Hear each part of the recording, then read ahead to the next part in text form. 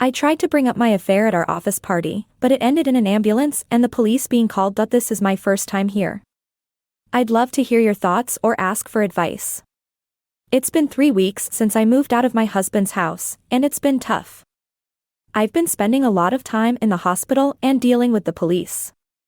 There's a lot more to it than that, but I'll try to be brief. My name is Tyla, and my husband's name is Joe. We're both in our late 30s, Joe is 38, and I'm 37. Joe and I have been married for about 8 years. We don't have any children yet, but we've been trying to have a baby. We even tested ourselves. We went to different hospitals to find out what was wrong, but they all said we were fine and fit to have a child. Joe and I have been married for years and were happy until his family started pressuring him to have a child. It made me depressed and caused me to lose my peace of mind. In particular, Joe's elder sister Maria and also Haley, Joe's mother Maria, seemed to be the one pressuring me the most despite the hate and bad comments from his siblings and family. Joe has been a great support to me. He stood by me in every difficult moment and always tried not to let his siblings look down on me. Or let the things they say get to me. I was feeling sad or depressed, but Joe was there for me. He tried his best to lift my mood. My husband is one of the best things that has ever happened to me. I don't think I would be able to find any guy like Joe because he was a very nice guy. Looking at how things went, I don't think I could ask for more. I don't think he'd be interested in getting back together. I really regret what I did and I keep praying that my husband would have a change of mind and forgive me. I really want us to get back together. I missed my husband so much. I don't really know what got into me to cheat on my husband. I keep blaming myself for being stupid to have cheated on a man like my husband. He doesn't deserve to be treated that way, especially considering how he took care of me and stood by me in my worst moments.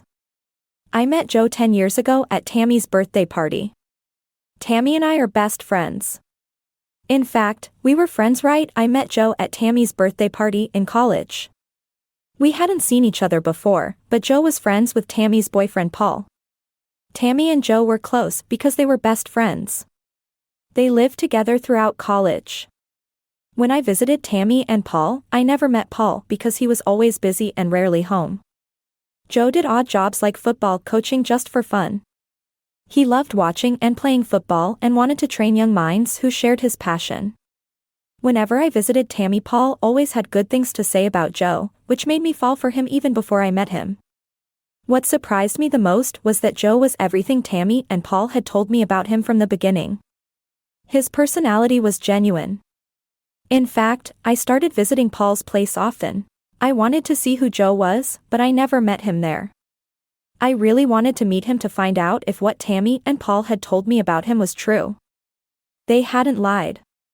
Joe was very handsome and the kind of guy every woman would want to be with because he had almost all the qualities a woman looks for in a man. I was looking for a man, but Joe wasn't the friendliest. He was only friendly to those he had close relationships with. Each day, I tried to figure out ways to meet Joe. Tammy and Paul also tried to link us up, but Joe never had the time. At one point, it was a bit frustrating, but I kept my cool so it wouldn't look like I was desperate for a relationship with him. We were both single and I was searching for a nice guy to settle down with. I don't know if that was on Joe's mind at the time, but it seemed like a relationship wasn't on his agenda. We met at Tammy's birthday party that day. I'd been told that Joe was going to be there, so I made sure to dress well and look presentable. I was excited to meet him for the first time. Tammy could see the excitement on my face. She could tell I was head over heels for Joe. It seemed crazy and funny at the time, but I was really busy that day. I was helping Tammy get things in order, but she and Paul managed to bring Joe and I together. Seeing Joe for the first time was one of the happiest moments of my life. From the moment I saw him, I knew I was in for a rough ride because he looked exactly how I pictured him. Joe was happy to see me and told me he wasn't interested in Paul's comments about me but wanted to get to know me. He was the type who was always busy and didn't have time for that. It was time for the ladies, but somehow he liked me from the moment he saw me. Hearing these words from Joe made me even more excited.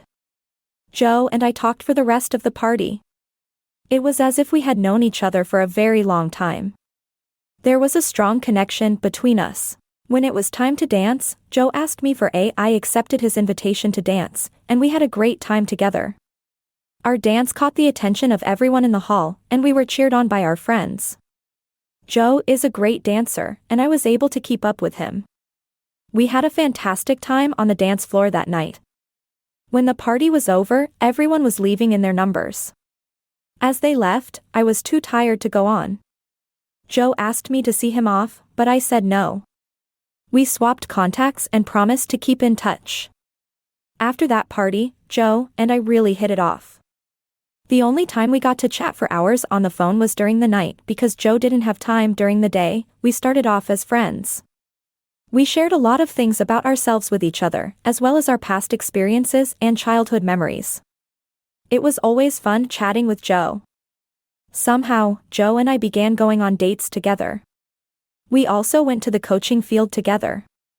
I was the first lady he had ever taken to see him do what he loved. In fact, I was the first lady Joe had ever dated. He didn't have time to go on dates because he loved keeping himself busy with what he loved doing. He also thought not every lady would understand it. He wasn't keen to explain himself, so he didn't try dating. But I was comfortable with his lifestyle and didn't complain. I understood him perfectly and he understood me too, after a while.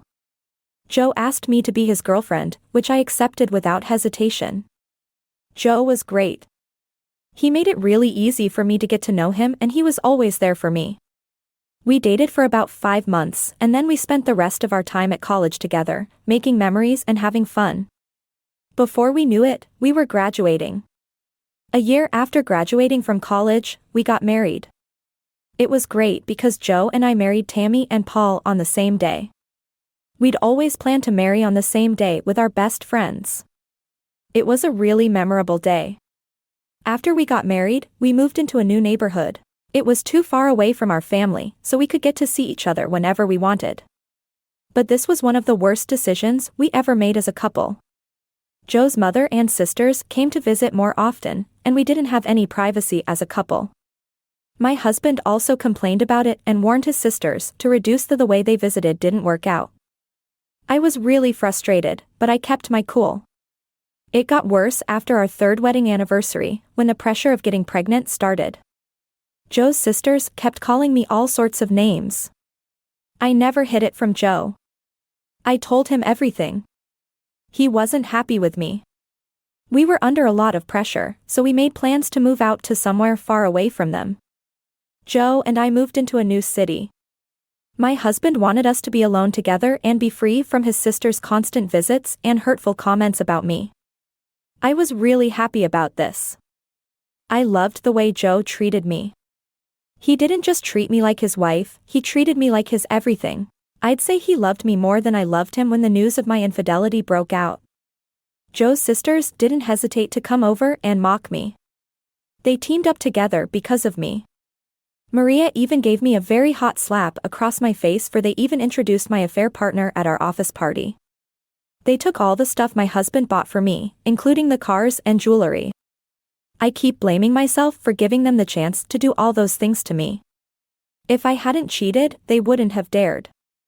Joe just stood there and watched his sisters treat me like that. He couldn't stick up for me like he used to because I'd cheated on him. What really annoyed him was that I was seeing someone at work. He couldn't bear it. Joe couldn't stay in the room with me. He felt suffocated in the same room with me for just 5 minutes. It was sad to see my husband getting so uncomfortable because of my presence. He chased me out of the house and warned me not to show up again. The hate my husband now has for me is making me go crazy. I really regretted cheating on him, as I said earlier. My affair partner was my colleague at work. His name is Walter. He is 37 years old. When my husband and I first moved into the city, I needed to find something to do so as to not be idle. My husband fully supported the idea, and we began seeking jobs. My husband also helped me with the writing of emails. Joe was very good at that. Most of the emails we sent were rejected because they needed someone with the right skills for the job I was applying for. I was pretty frustrated at the time. I lost hope, but my husband kept encouraging me. We kept applying for jobs until I finally got one. And not just one. I got 3 job offers at once. I had to decide which one to take. I was happy but also a bit confused. I asked my husband for help. He told me to choose the one I liked the most and would be happy doing. It took me about 4 days to decide. I was able to pick one out of the 3 options I had. I really did make the best decision. The job was less stressful than the others and the pay was great. Just imagine working fewer hours and being paid as much as I was. It was the best decision, but it also had one big disadvantage. I was so relaxed that I forgot what I was there for. When I started again, I had trouble getting used to the environment and how to do the work. My first 6 months were pretty rough. It was more stressful than I'd imagined. But I got through it. I was able to meet up with Walter, who was more experienced than me. He noticed how I found it difficult to get some work done and offered to put me through. He was more friendly than the rest of my colleagues. Let's forget that I worked at a marketing firm, but right now I am. I was out of work and had no responsibilities. Walter was teaching me a lot. He used his lunch break to show me how to do some simple tasks. My boss was always yelling at me because of mistakes I made. I felt so embarrassed when he yelled at me. I was young and inexperienced, and I felt like I couldn't do much to challenge him. After all, he was my boss and I needed the paycheck. But Walter was there to help me improve, and without him I probably would have quit a long time ago. Walter was used to the environment and how the system worked. He became not only my colleague but also the closest person to me at work. We became best friends and went on lunch break together. We were so close that our colleagues even started suspecting us of going out together. Walter and I ignored all the cheap gossip and we continued seeing each other on several occasions, often going out together for lunch or to public places. Most of my colleagues didn't know about my marital status. I kept it private, not because I was trying to cheat on my husband, but because I didn't want anyone to intrude into my personal life. Walter was the only one that knew about it because I told him about it and he promised to keep it a secret. I knew I could trust him. What seemed like a rumor was true. Walter and I developed feelings for each other at first. I thought it was just normal since we were so close. Walter seemed much more interested in me than I was comfortable with. He was interested in me, but I didn't give in to any of the advances he made. I turned him down, but he never backed down. Eventually, I gave in. It happened when we were both sent on a business trip together to another city. The trip was only supposed to last 3 days, but it ended up lasting a week. The night we arrived at the hotel, we discovered that there was only one room to lodge in because the hotel was fully booked. Walter and I had no choice but to share the room together. The first 2 days were quite uncomfortable for me, but I got used to it. We agreed to face what brought us there and not to be distracted, but we couldn't keep up. We found out that the hotel was fully booked, so Walter and I had to share a room for the first 2 days. It was a bit uncomfortable at first, but I got used to it. We decided to focus on the reason we were there and not let anything distract us, but we couldn't stick to that. By the 4th day of the trip, Walter asked me to go out, and I said yes. We had a strong bond, and it happened very fast. I didn't regret it because it was something we both needed at that time, especially me. The weather was perfect for it. I did. After what happened between us, Walter and I started going on official dates. I know you're all wondering about Walter's status. Well, at that time, Walter was single and wasn't in any relationship. After the trip was over, Walter and I went back home together. We were given a 3-month work leave to rest. We spent the rest of the day at Walter's house. Walter and I were together for the whole break. I didn't take him to my house because my husband was always around. Anything we wanted to do was done at Walter's place. My husband never suspected anything because he knew how demanding my job was. I used my job as an excuse to spend time with Walter. This went on for about a year. The relationship was just meaningless. We were only catching cruises with each other. I didn't fall out of love with my husband. In fact, I was still in love with him when Walter and I were dating. Life just happened, and I cheated. Maybe I wasn't thinking straight then, but I regret it with the whole of me now. After our work leave, Walter and I went back to work and wrote up a report on the trip. It was a business trip, so giving feedback was important, especially in my field. We did the report during one of our usual morning meetings. My boss was impressed after the meeting, and he made an official announcement. He let us know about the annual office party, which is usually held to help everyone relax and have fun outside of work. It's a great chance to let your hair down and have a good time. We usually have a color code, but this year the theme was different. After the announcement, everyone got back to work. Walter and I met up after work as usual and talked about a lot of things, like going to the party as more than just colleagues. We wanted to spice things up and see how it would look since none of my colleagues know about my marital status, except Walter. I was relaxed, and Walter kept asking me if I liked the idea of us announcing our relationship to our colleagues, which I accepted. Looking at it right now, that was the biggest mistake I have ever made. I wasn't thinking straight. I was very naive and stupid. Going to the party and introducing another man as my husband while I was still married was one of the dumbest things ever. During the period I was having an affair with Walter, I thought my husband had no clue, but I was mistaken. Joe just pretended like he knew nothing and was waiting to catch me red-handed. I didn't see it coming. I thought I was being clever, but he outsmarted me. In the week of the party, I told my husband about it, and he was fine with it. This year's party was different from the others. We were allowed to bring a +1, so everyone planned on bringing their partner, but I didn't, and that was the beginning of trouble for me. I honestly thought my husband had no clue. I didn't think he'd have any idea about it because he wasn't a staff member there or had anyone working there other than me. I was the biggest fool to think that I didn't know that my husband had information and knew most of the things going on there, especially my inappropriate friendship with Walter. The day I informed him of going to the party, he casually asked who I was attending the party with, but I said no one because there wasn't room for a +1. He nodded in disbelief, but I didn't understand it then. The funniest thing was, my husband was really helpful when it came to picking an outfit for the event. He even went to the trouble of bringing a lot of options home for me to choose from. When I'd finished picking, he paid for it and had the rest sent back. I was really excited and thought my husband was being caring like he used to do. But I didn't know that he was just setting a very big trap for me. The day of the party came, and I was one of the happiest people. I was going to introduce my boyfriend to my colleague at the party, and my husband could see the excitement on my face.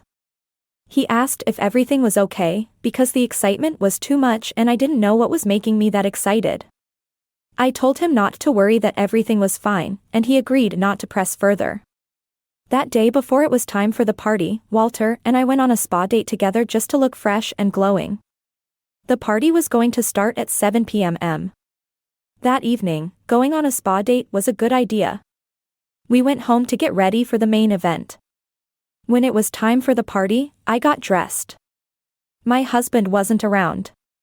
He said he was going to hang out with his friends, so I left home and went over to Walter's. We went to the place together, and when we arrived, we held hands and smiled at each other. As soon as we stepped inside, everyone stared at us and made comments, but we didn't say anything. After a few minutes, my boss made a toast to officially open the party. After the toast, Walter and I signed each other's drink. We wanted to announce our relationship, so we called everyone's attention. Before we knew it, we had everyone's attention. I decided to do the talking. I told everyone that our colleagues thought we were dating and that everything they'd said was true. Everyone was surprised and started cheering. Walter came closer to me and we kissed. Our colleagues kept cheering. Then someone kept clapping even when the audience had stopped. We were immediately pulled away to see who it was. I got the big surprise of my life. Guess. I couldn't believe it when I saw who it was. It was my husband. He was the one clapping. Joe finished clapping and came closer, giving Walter a slap. Walter was surprised and tried to confront him, but Joe punched him hard in the face. Before I could understand what was going on, these two men were fighting with each other and were bleeding. They were bleeding quite badly, and there was a real mess in the hall. My colleagues called the police and an ambulance because they needed medical help. Walter and Joe were both badly hurt. Walter was conscious, but Joe was bleeding through his nose. They were both taken to the hospital for treatment. I had to go with them because both the men clashed because of me. When we got to the hospital, they were both treated. Walter's situation got pretty worse, so he had to stay in the hospital a little longer. My husband had a minor injury, so he was treated and quickly discharged. However, he still had to pay for attacking Walter first while in the hospital. Joe wouldn't let me talk to him or come close to him. I tried to plead with him to forgive me, but he wouldn't listen. At that moment, I was really scared. I knew I was in a bad situation and I really wanted to see Walter and find out how he was doing, but the doctors told me not to go in until after a few hours. The police were still around the hospital, wanting to know what actually happened and waiting for Walter to regain consciousness so we could all write a statement. I was feeling pretty low. I kept on crying and praying that things wouldn't get any worse while we were waiting for Walter. When I woke up, Joe had made a few calls. I could tell he was calling his family and mine, too, to tell them what had happened that night. Not long after, my phone started buzzing with calls and messages coming in. I had to turn it off because I wasn't in the right frame of mind to talk to anyone. Joe also called our family lawyer while I was there to get the divorce papers processed because he was planning to divorce me after leaving the hospital and settling with the cops. When I heard that, I felt really restless, knowing that my marriage had ended in seconds. I was depressed the next day. Walter had regained consciousness. Joe was conscious and we were allowed to see him. He refused to go there because he told me that he would do something worse than the beating he gave him. I rushed inside and saw Walter feeling better than the previous night. I was relieved and happy that he was out of danger. The next day he was discharged. He was free to leave. His situation wasn't that serious anymore since he had woken up. He was given prescriptions and was asked to take his meds from there. The three of us were taken to the police station to give our statement. We got to the station and gave our statement. Our family lawyer was around, as was Walter's. The lawyer was also there. It took a while before everything was finally settled at the end of the day. Joe and Walter were asked to pay for damages or else they would be sued in court. There was a lot of evidence to sue Joe and Walter in court, so they had no option but to pay for the damages when the issue was finally settled. Once everything was settled, we were free to go back home. My husband immediately stood up and left me at the station. Walter also asked me not to get close to him because he didn't want any more trouble. I tried to plead with him to hear what I had to say, but he ignored me. I was stranded at the station and didn't know what to do. I had to get back home, but the distance from the station was too much. I had no choice but to walk back under the scorching sun. After a few hours, I made it home, but I was tired and restless. When I got inside, I saw my luggage had been thrown outside. I knocked and called. I asked Joe to open the door for me. When it was opened, I saw Joe's sisters standing in front of me. They started laughing as soon as they saw me. I ignored them and tried to enter, but they pushed me out. Maria even tried to slap me. Her sister stopped her from doing so. I was shocked and upset to be treated like this in my own husband's house. I had been hoping that Joe would come outside, but when he finally did, he just asked me to leave. I tried to reason with him, but he turned his back on me. I started crying, hoping that he would change his mind. I thought that if I cried, it might make him change his mind, but he still ignored me and went back inside. My sisters were not even helping matters at all. They asked me to leave the compound peacefully, or they would invite the neighbors over, which would be more disgraceful. After telling me that, they slammed the door on me. At that moment, I knew I was finished.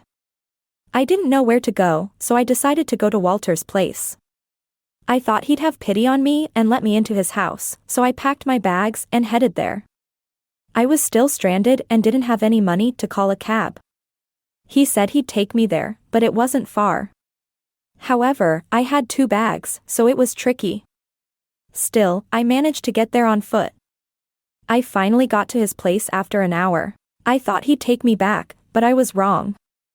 I really regretted going there.